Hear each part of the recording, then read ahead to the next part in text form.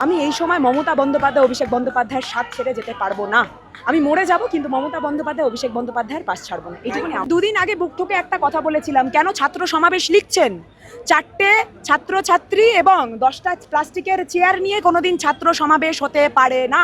সেটা 21শে জুলাইকে কেন্দ্র করে যে সমান কথাটা বলেছিলাম, আবারও সেই কথাটাই রিপিট করব। বাংলার জনগণ ছাত্র যুব যাদের পাশে আছে, তৃণমূল কংগ্রেসের এক এবং অদ্বিতীয় যেই মঞ্চটা গড়ে উঠেছিল 21শে জুলাইও, সেই সমান মঞ্চ 28শে আগস্টকে কেন্দ্র করেও একই জায়গাতেই গড়ে উঠেছে।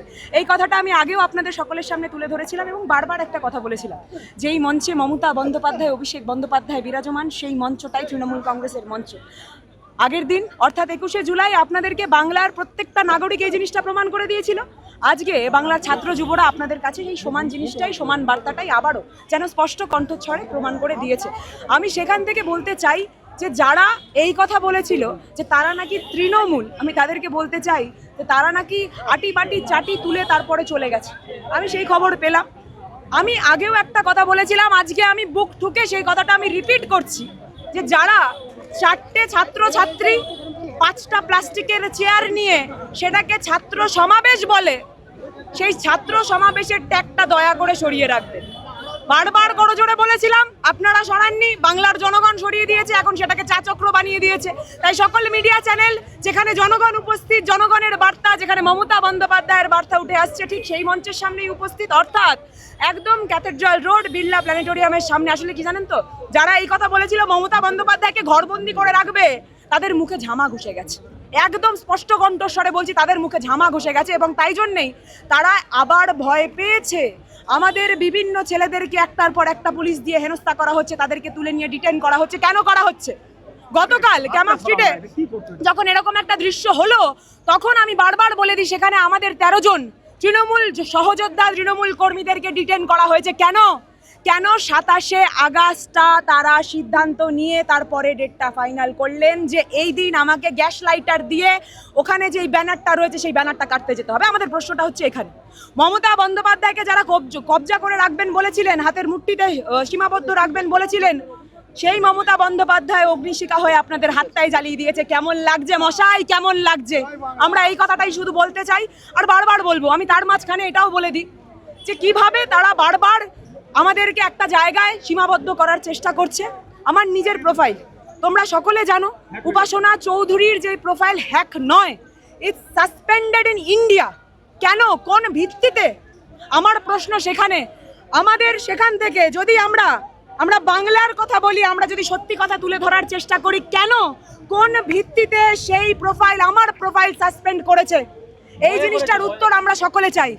এতটা ভয়, আরে মমতা বন্দ্যোপাধ্যায়ের একজন ক্ষুদ্র সৈনিককে যদি তোমরা এতটা ভয় পাও, তাহলে বুঝতে পারছো মমতা বন্দ্যোপাধ্যায় সেই বাঘিনীর নাম, যেই বাঘিনীর ব্র্যান্ড নিয়ে আমরা চলি, তাকে কতটা ভয় পায় তারা।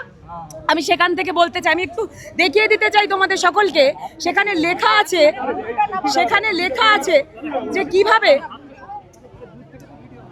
এখানে লেখা আছে যে লোকেশনস যেখানে আনঅ্যাভেলেবল আমার প্রোফাইলটা, ইন্ডিয়ায় নাকি আমার প্রোফাইল আনঅ্যাভেলেবল করে দেওয়া হয়েছে। কেন? যখন কোনো মহিলাকে কেন্দ্র করে নোংরা মিম ছড়ানো হয়, তখন কেন সেই প্রোফাইল আনঅ্যাভেলেবল হয় না? যখন বিজেপির বিভিন্ন নেতারা মিথ্যাচার করে অন্য কোনো দাঙ্গার ঘটনা, অন্য কোনো জায়গায় বাংলার দাঙ্গার ঘটনা বলে চালনা করে এসছে গত 15 বছর ধরে, কেন তাদের প্রোফাইল সাসপেন্ড করা হয়নি ইন্ডিয়ায়? আমি যখন কণ্ঠ ছেড়ে সংবিধানের কথা বলছি, কেন আমার প্রোফাইল সাসপেন্ড করা হবে? এই প্রশ্নটা যদি আমি করি, তাহলে যদি আমি ভুল হই, বারবার এই ভুল করব।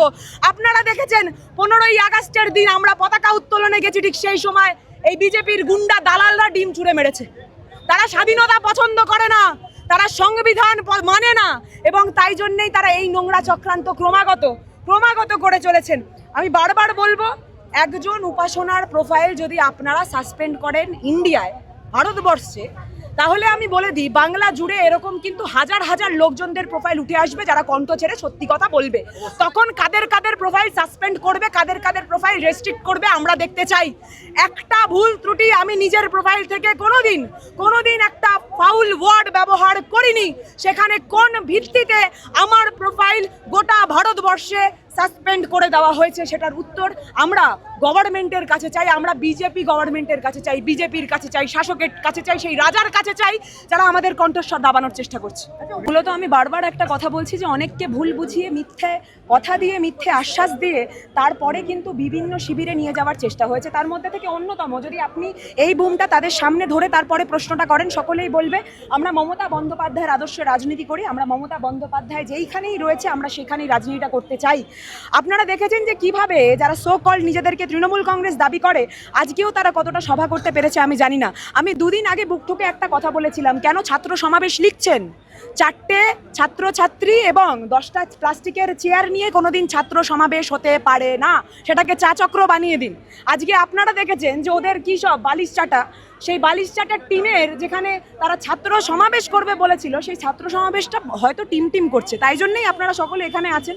আমরা দেখতে পাচ্ছি সেই ভিড়টা শুধুমাত্র আপনাদের কেন, যেখানে জনগণ আছে সেখানে আপনারা আছেন, আপনারা জনগণের কথা তুলে ধরছেন।